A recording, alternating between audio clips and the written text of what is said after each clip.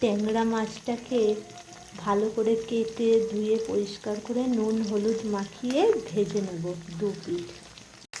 মাছ ভাজার তেলেই সাদা জিরে ও কাঁচা লঙ্কা চেরা ফোড়ন দিয়ে দিলাম।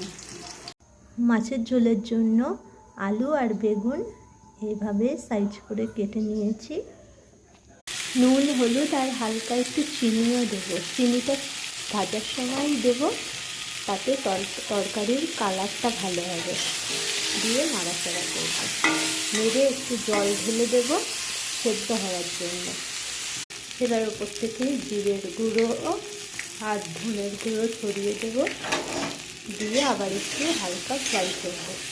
তাতে জিরে আর ধনের গুঁড়োটাও একটু হালকা ফ্রাই হয়ে যাবে, টেস্টটা এতে অনেকটাই বেটার হবে।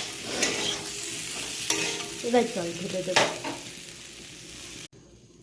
জল ঢেলে দিয়েছি।